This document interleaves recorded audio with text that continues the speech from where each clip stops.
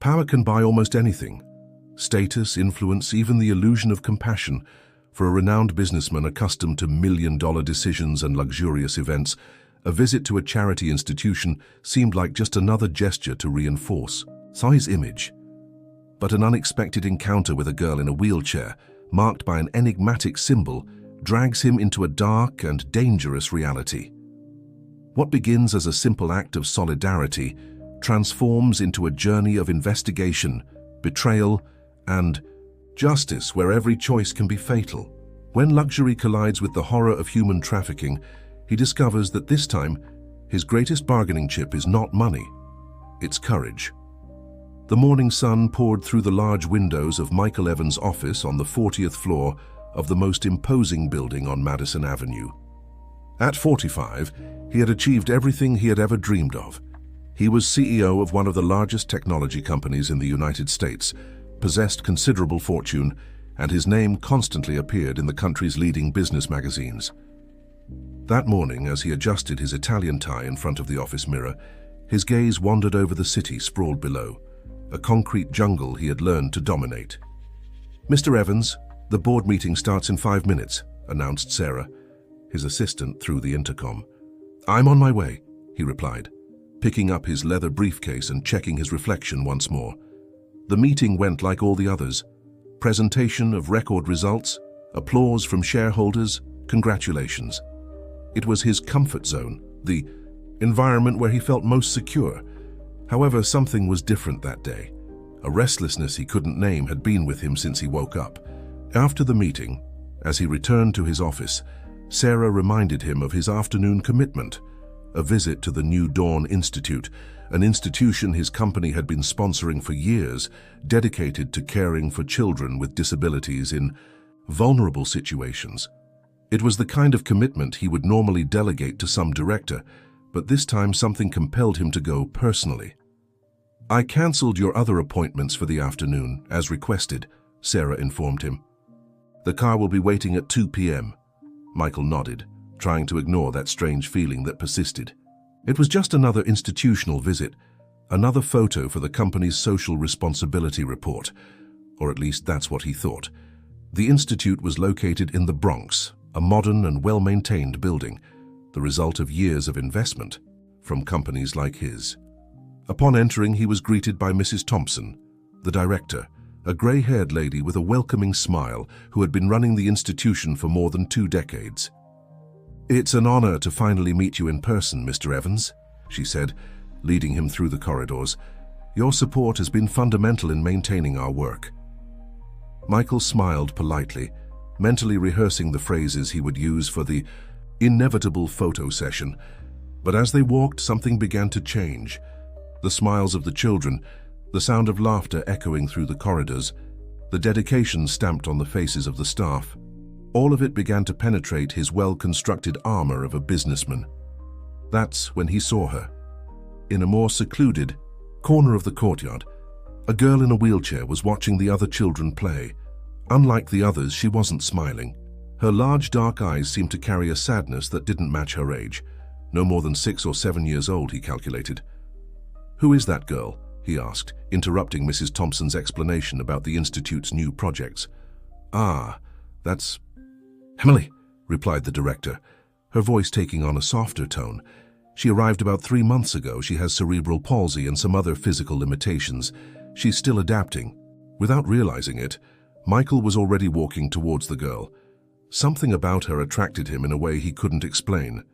As he approached, he noticed that she was holding a storybook, although her small hands could barely support it. "Hello, Emily," he said, crouching down to be at her level. "What book is that?" For a moment, she just stared at him, as if assessing whether she could trust him. Then, slowly, she turned the book towards him.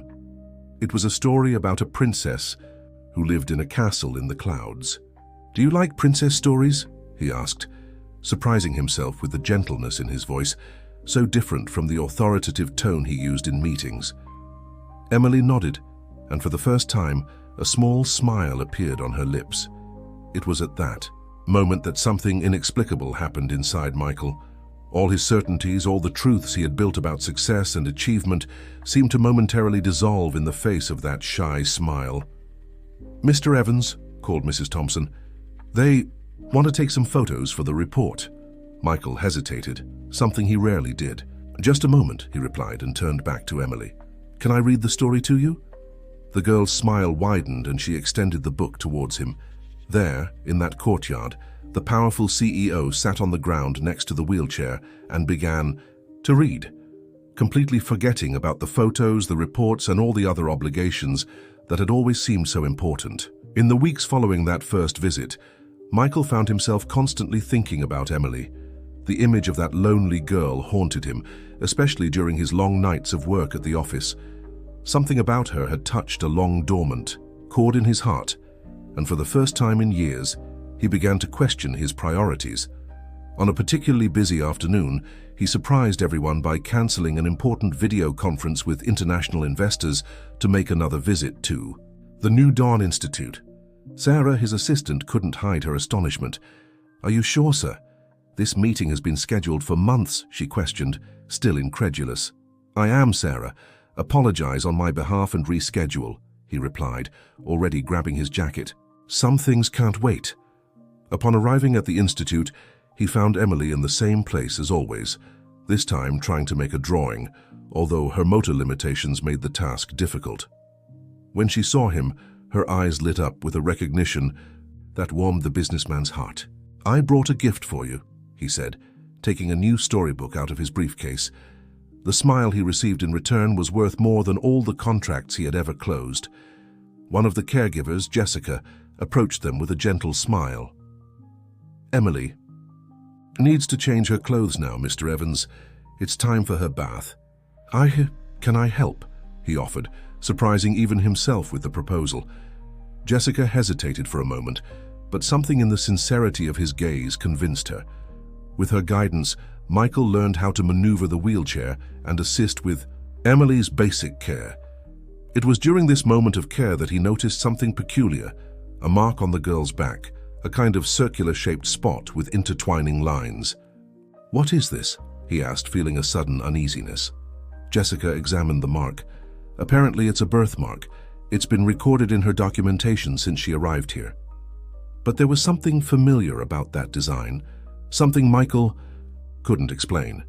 It was like a distant echo of a memory he didn't know he possessed. That night, back in his apartment in the Upper East Side, he couldn't stop thinking about the mark.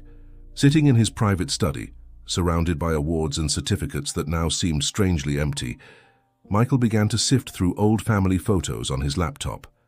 There was something about that mark that disturbed him, as if it were a missing piece of a puzzle he didn't know he was putting together. That's when he found it. In an old photo, his grandmother was wearing a brooch with a design practically identical to Emily's mark. Michael's heart raced. His grandmother, Eleanor Evans, had been an important figure in New York high society in the 60s and 70s, known for her work with charitable institutions. His hands trembled slightly as he typed his grandmother's name into the search engine. Among old reports and photos of social events, a detail caught his attention.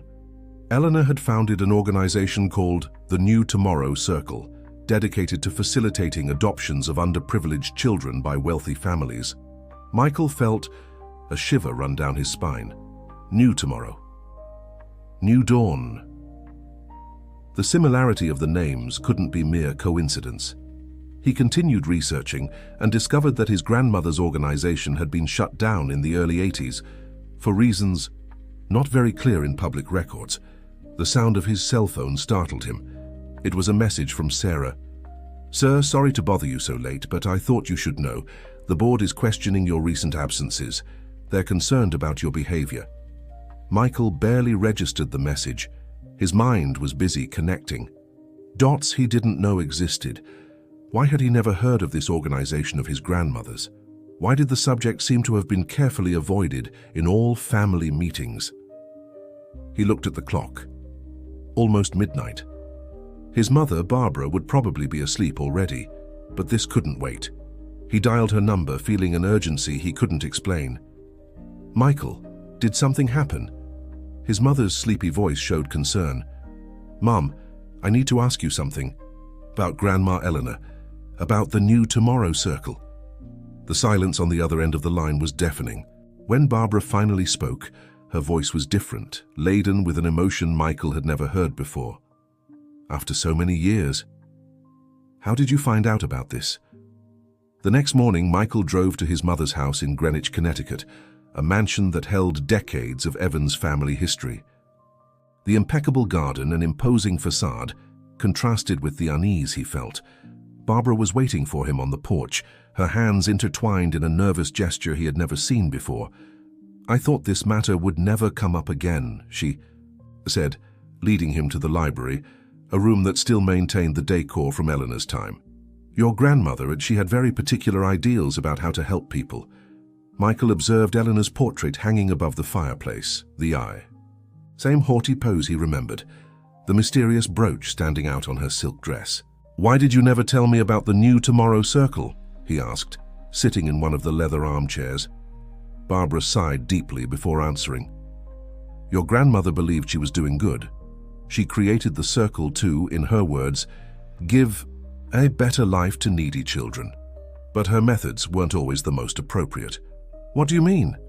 "Eleanor used her influence to convince families in vulnerable situations to give up their children for adoption, promising they would have a life of privilege." Barbara paused, her hands trembling slightly as she poured tea into porcelain cups. "She marked each child with that symbol, said it was a way to protect them, to ensure they would always be part of something greater." Michael felt his stomach churn. "And you? What was your role in all this?" "I was too young to question, Michael. Your grandmother was a force of nature. No one dared to contradict her." She took a sip of tea before continuing. "But there was one child, a girl. Eleanor was particularly interested in her, said she was special. That's when I started to realize something wasn't right. What happened to that girl? I never knew. It was around that time that the scandal broke. Some families began to question the adoption procedures. The press started to investigate. Eleanor used all her influence to cover up the case, but the circle had to be shut down." Michael stood up, walking to the window. Outside, the garden he had so admired in childhood now seemed to harbor dark secrets. "There's one more thing," said Barbara, her voice almost a whisper. "That girl, she had a physical condition, something that affected her movements." Michael's heart raced. "Like Emily." "Who is Emily?" asked Barbara, noticing the change in her son's demeanor. Michael told her about the girl from the institute, about the mark on her back. As he spoke, he saw his mother's face pale. "This can't be a coincidence," Barbara murmured, standing up with difficulty. She walked to an old bookcase and retrieved an engraved wooden box from the back of a drawer. "Your grandmother gave me this before she passed. She said one day someone in the family would need to know the truth."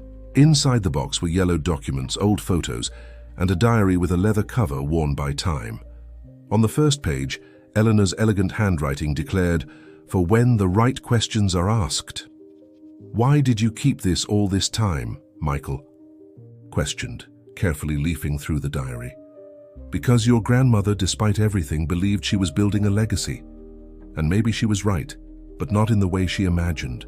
Barbara touched her son's arm.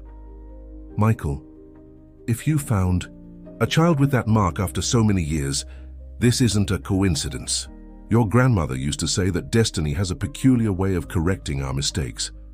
At that moment, Michael's cell phone vibrated. It was a message from Jessica, the caregiver. "Mr. Evans, Emily asked about you today. She had never shown so much interest in anyone before." Looking at the diary in his hands and thinking about the lonely girl at the institute, Michael realized he was facing something much bigger than he had imagined. It wasn't just about discovering the truth about his family.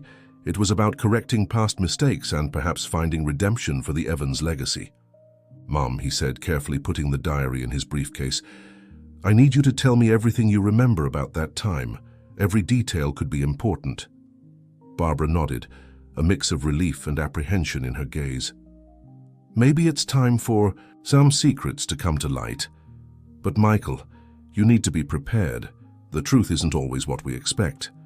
That night, Michael could barely sleep, sitting in his study with only the desk lamp illuminating the yellowed pages of his grandmother's diary. He immersed himself in a past he had never imagined existed. Eleanor's elegant handwriting revealed not just facts, but also her deepest motivations. March 15, 1975, began one of the most significant entries. Today I met a young mother, Rachel Sanders. Her eyes had that special gleam I always look for, that mixture of desperation and hope. Her daughter Lily was born with a condition that limits her movements. Modern medicine can work miracles, but only for those who can afford it. The circle can give this child the chance she deserves. Michael felt a chill as he read the girl's name. Lily. For some reason that name echoed in his mind in a disturbing way. He continued reading, each page revealing more about the complex web of relationships and decisions his grandmother had woven. March 30th, 1975. The process is almost complete. Rachel understands it's best for Lily. The Harrison family will be able to offer all the necessary treatment. The symbol has already been applied. Now Lily belongs to the circle. Barbara questions our methods, but she's too young to understand that sometimes we need to make difficult decisions for the greater good. A photograph fell from between the pages. In it, a young woman held a baby in her arms, her gaze a mixture of love and resignation. On the back, a note: Rachel and Lily, March 1975. Michael took out his phone and took a photo of the record. There was something familiar about that image, but he couldn't pinpoint what. He continued flipping through the diary until a particular entry caught his attention. April 12th, 1975. Something went wrong. Rachel came back, demanding her daughter back. She doesn't understand that it's too late, that Lily now has a new life, a new destiny. I had to take measures to protect the circle. Some sacrifices are necessary. Michael's hands trembled as he read. What did his grandmother mean by take measures? The following pages were torn out, leaving a disturbing void in the narrative. He checked his watch, 3:47 a.m. Even so, he dialed his mother's number. Michael? Barbara's sleepy voice answered on the third ring. Mom, I need to know more about Rachel Sanders and her daughter Lily. What happened to them? A long silence followed. When Barbara finally spoke, her voice was choked. That's the hardest part of the story, son. Rachel disappeared after confronting your grandmother. No one ever saw her again. As for Lily, there are rumors that she never reached the Harrison family. What do you mean? Your grandmother said the adoption had been completed, but there was something strange. The Harrison family moved abroad soon after, and no one ever managed to confirm if Lily was really with them. Michael felt his heart race. Mom, I need you to come to the New Dawn Institute with me tomorrow. I need you to see Emily. Michael, what are you thinking? I'm not sure yet, but something tells me Emily isn't just another child with the circle's mark. She might be the key to understanding all of this. The next day, as he drove to pick up his mother, Michael received a message from Jessica. Mr. Heavens, something interesting happened. Emily started talking about a song her grandmother used to sing to her. She said it was about a circle and a new tomorrow. Michael almost lost control of the car.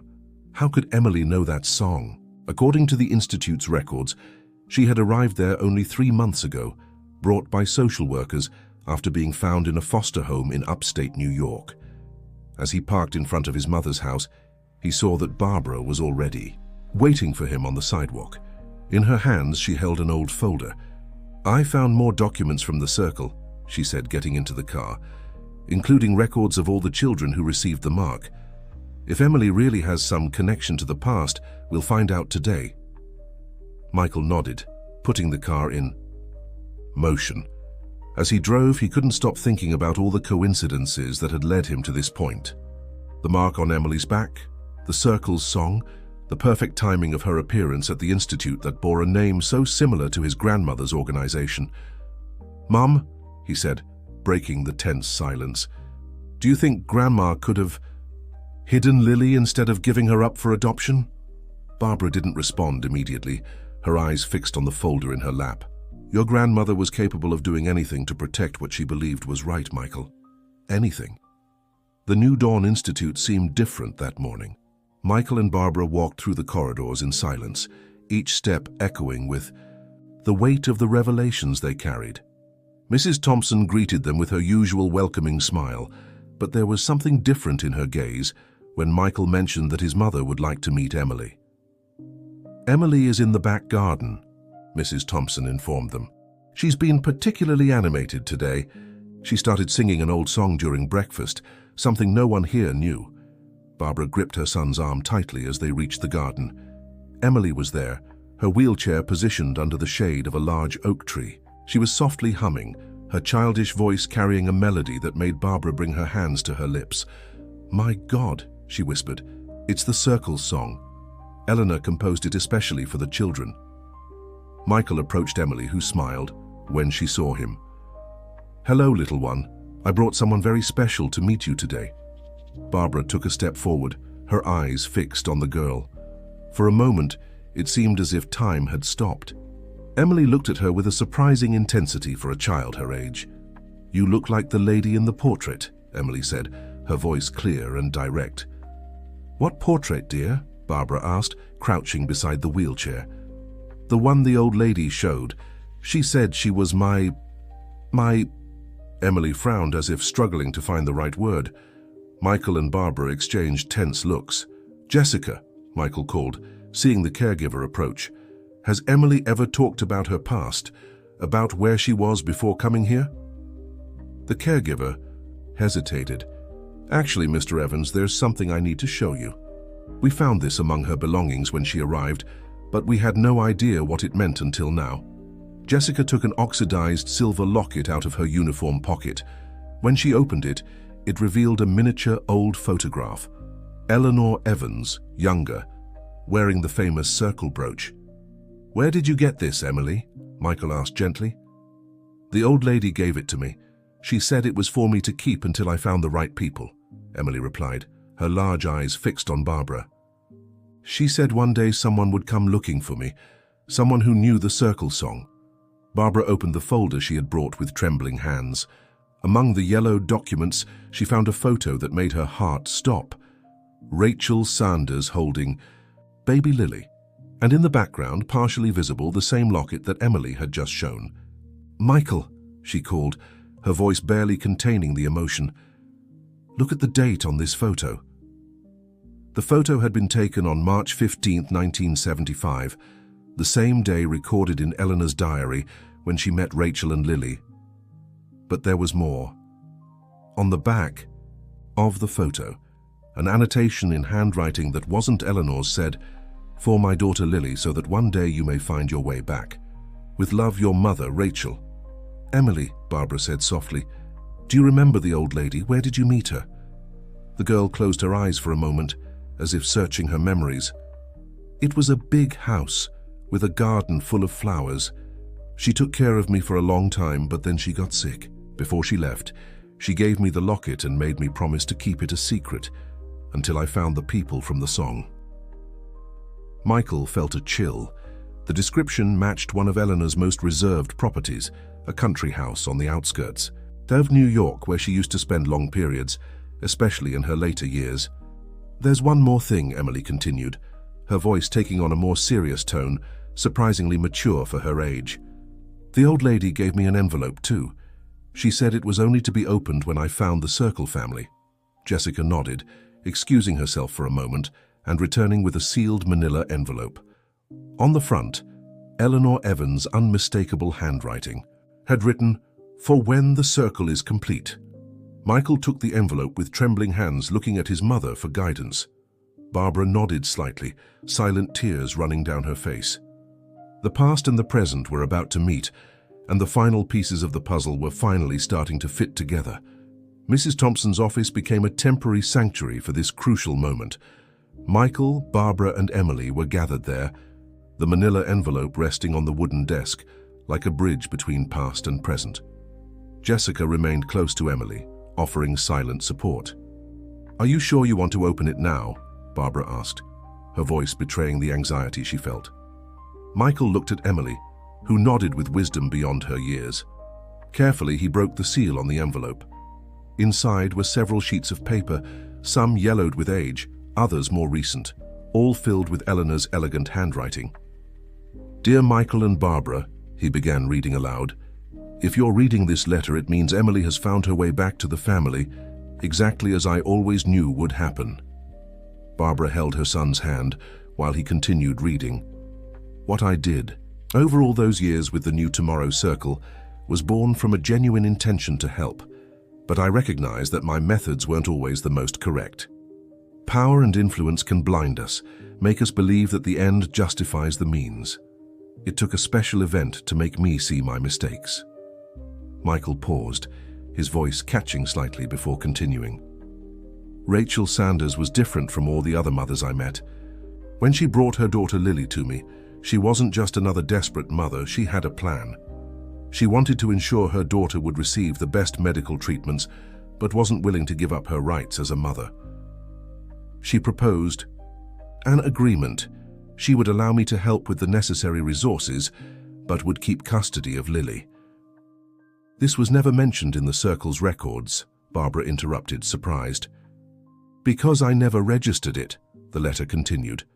"For the first time, someone had confronted me not with desperation, but with dignity and unconditional love. Rachel made me question everything I believed in, but then fate interfered in a cruel way." Michael held his breath before continuing. "Rachel fell gravely ill shortly after our agreement. On her deathbed, she made me promise that I would take care of Lily as if she were my own granddaughter, but that one day when the time was right, I would ensure she knew her true story. The symbol I marked on Lily was no longer a mark of ownership by the Circle, but a promise of protection and love."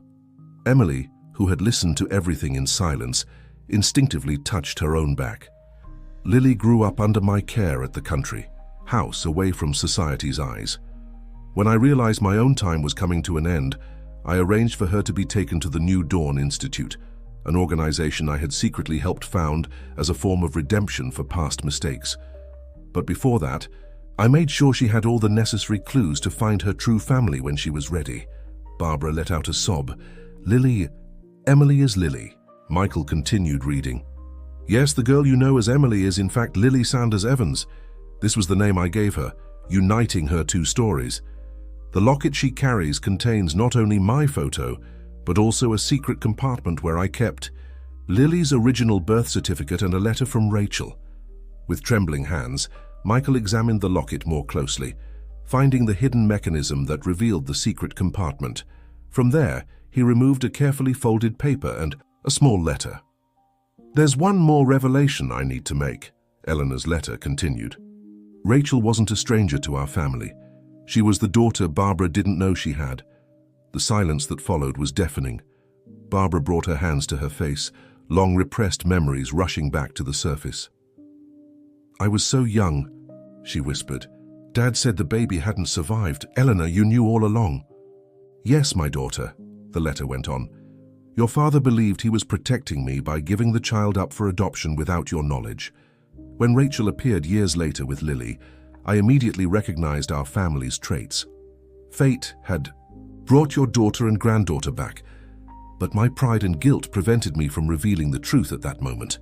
Emily, or Lily, watched the scene with attentive eyes, as if finally understanding her own story. "So you're my—" She hesitated, looking at Barbara. "Your grandmother," Barbara completed, tears flowing freely down her face. "And your mother was my daughter." The days that followed the revelations were an emotional roller coaster for everyone involved. Michael had temporarily stepped away from the company presidency, delegating the most urgent responsibilities to his vice president.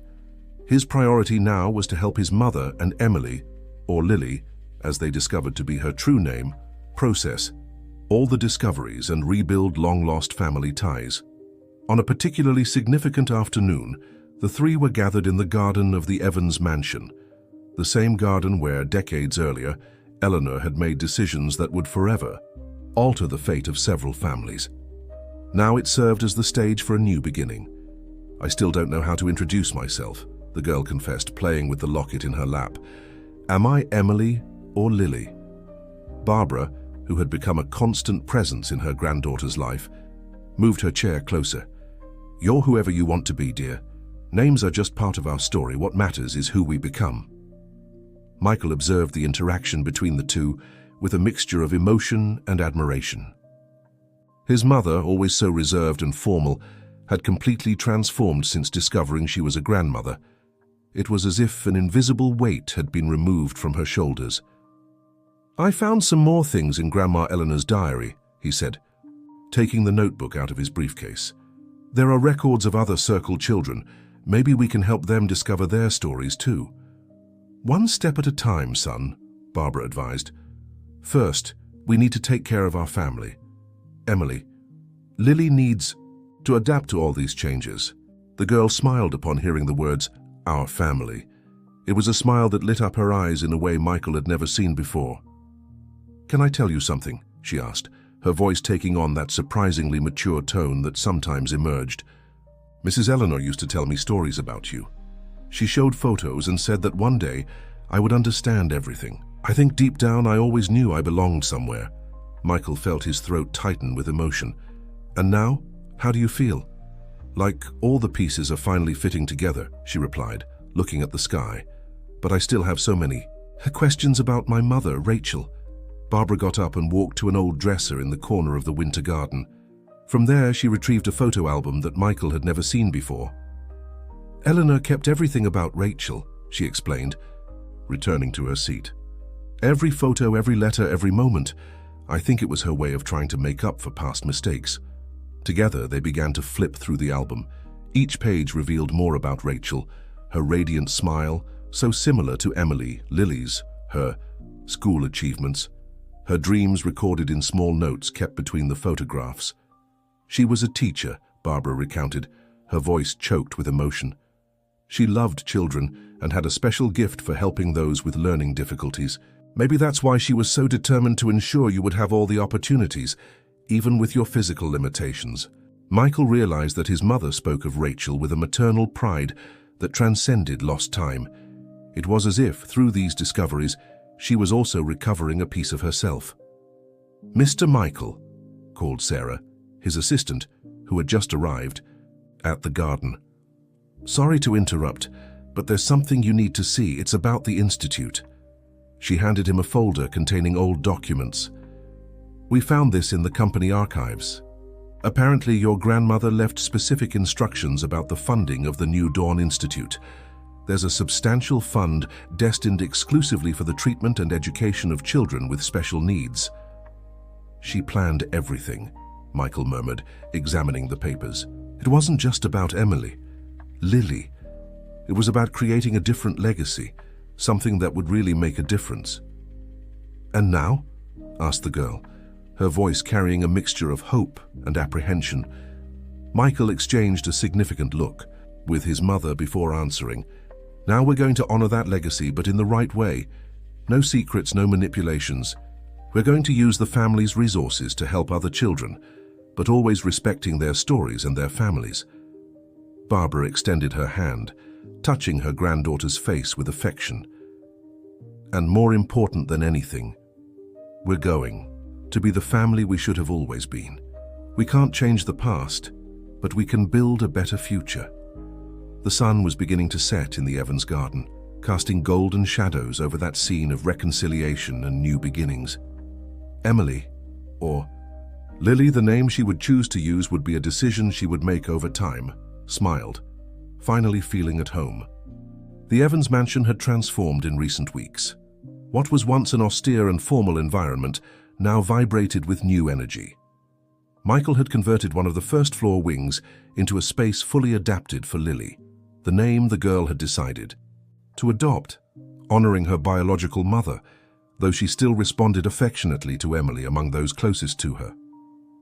"The elevator will be installed next week," Michael explained to Mrs. Thompson, who was making her first visit to the mansion to evaluate the adaptations. "We want Lily to have full independence to move around all areas." The Institute director smiled, approving the changes. "You've thought of everything. But remember, adaptation isn't just physical. Lily has gone through many changes in a short time." As if to confirm these words, they heard the sound of something breaking upstairs, followed by a frustrated shout. Michael ran up the stairs, finding Lily in her new room surrounded by shards of what had been a picture frame. "I'm sorry," she said, tears in her eyes. I just wanted to get Grandma Eleanor's photo by myself. Michael knelt beside her wheelchair, careful not to touch the scattered shards. Hey, it's okay. It's normal to want to do things on your own. But remember what we talked about. Some things will take time, and it's okay to ask for help. But I wanted to be more independent, she protested, wiping away her tears. How am I going to go back to school like this? The school issue had become a sensitive topic. After discovering Lily's true identity, the possibility of transferring her to a specialized private school for inclusive education arose. However, the girl showed anxiety about the change. Maybe we can start slowly, suggested Barbara, who had just entered the room. How about visiting the school first? Meeting the teachers, seeing what the environment is like? Lily nodded hesitantly. Her grandmother had become a constant source of security, always offering alternatives that respected her time and limitations. Actually, Barbara continued, sitting on the edge of the bed, I found something interesting in your mother's documents. She developed a special method for teaching children with different needs. The school principal was very interested when I mentioned it. Really? Lily's eyes sparkled with interest. Can you tell me more about it? Michael watched as his mother shared more details about Rachel, noticing how Lily absorbed every piece of information about her biological mother with fascination. It was as if each new discovery helped her build her own identity. Mr. Evans, called Sarah from the doorway. The board is waiting in the office for the video conference. Michael had called an extraordinary meeting to present significant changes in the company's management. After the discoveries about his family's past, he decided to create a specific division dedicated to inclusion and accessibility projects. I'll need a few minutes, he replied, still helping clean up the shards of the picture frame. Dad, Lily called, making everyone in the room freeze for a moment. It was the first time she had called him that. Can I watch the meeting with you? I want to learn about the family business. Michael felt his heart expand with those words. Of course you can, he answered, trying to disguise the emotion in his voice. In fact, you can help me present some of the changes we want to implement. As he helped Lily prepare for the meeting, Michael reflected on how dramatically his life had changed in such a short time. A few weeks ago, his biggest concern was the company's stock value. Now, his days were filled with therapies, home adaptations, and most importantly, learning to be a father. Barbara, Mrs. Thompson called discreetly, there's one more thing we need to discuss. We found records of other children who went through the New Tomorrow Circle. Some families have started to make contact after the news about Lily. Barbara nodded gravely. Eleanor left documents about all of them. I think she always knew that one day we would need to deal with this. But not today, Michael interrupted, noticing the apprehension on Lily's face. Today we're going to focus on our family and the changes we can make to make the world a little better, one person at a time. Lily smiled, adjusting the new picture frame that Michael had placed on her bedside table. In it, 3 generations of Evans women. Eleanor, Barbara and Rachel, each carrying her own story of mistakes and redemptions, of pain and redemption. I think I understand why Grandma Eleanor did what she did, Lily said softly. She wanted to help, she just didn't know how to do it the right way. And now it's up to us to find that way, Michael completed, preparing for the meeting that would mark the beginning of a new era, not just for the Evans family, but for all the lives they could touch from then on. The auditorium of the New Dawn Institute was packed that Sunday morning. Families from different parts of the country had gathered for the first meeting of the New Beginning Project, an initiative created by Michael and Barbara to help other families affected by the old New Tomorrow Circle discover their stories and reconnect. Lily, seated next to her father on the stage, adjusted the microphone on her wheelchair. In recent weeks, she had insisted on actively participating in the project, demonstrating surprising maturity for her years. Welcome, she began, her clear voice echoing through the auditorium. My name is Lily Emily Sanders Evans, and my story is similar to many of yours. Michael watched with pride as his daughter shared her journey. In recent months, she had blossomed in an extraordinary way.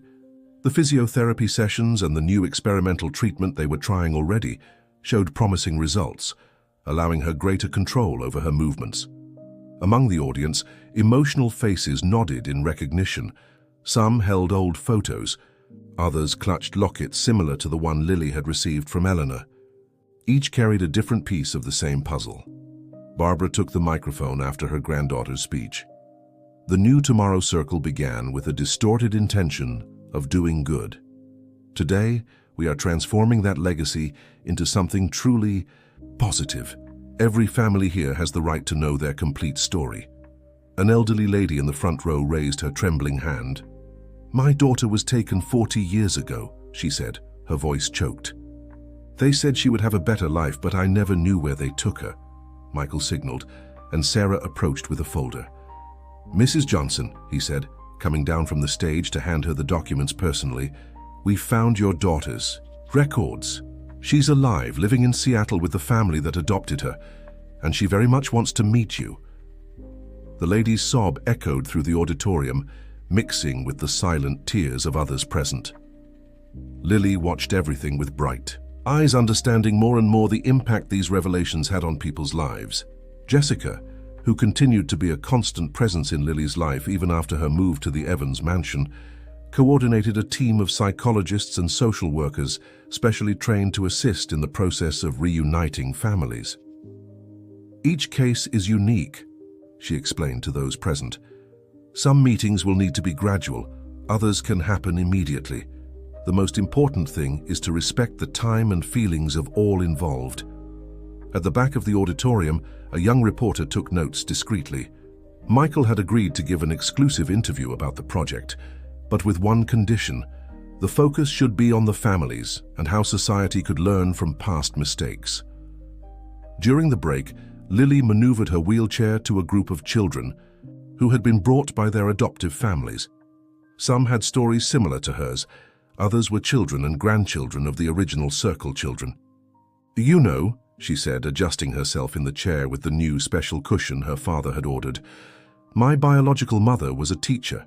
She believed that all children had the potential to learn and grow, no matter their difficulties."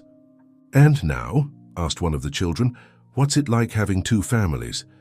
Lily smiled, looking at Michael, who was talking with some parents in the distance. "I don't think of it as having two families. It's more like having a family that got bigger. Each person we discover, each story we learn, is like adding another piece to our puzzle." Barbara approached the group, carrying an album of old photographs. "Look what I found in Grandma Eleanor's archives," she said, sitting among the children. "These are photos of the first children who went through the Circle. Some of them are here today, others we're still looking for." "Grandma," Lily called, her voice taking on that determined tone that Michael knew well. "I think we need to do more than just reunite families. We need to ensure that all children have the same opportunities I'm having now." Michael, who was approaching at that moment, felt his heart warm with his daughter's words. In a few months, she had transformed from a shy and reserved girl into a true force for change. "And that's exactly what we're going to do," he replied, placing his hand on Lily's shoulder. "The Institute is being restructured to become a reference center for inclusive education, and the company is creating a special fund to ensure that all children with special needs have access to the best available treatments." The afternoon sun came through the auditorium windows, illuminating that diverse group of people united by a common history of losses and reunions. The circle that Eleanor had created decades ago was finally completing itself, not as she had imagined, but in a much more meaningful and true way. And so, under the stars that began to dot the New York sky, the Evans family celebrated not just a reunion, but the birth of a new tomorrow. A tomorrow built on the foundations of love, understanding, and the certainty that each person, regardless of their limitations or history, deserves the chance to write their own destiny.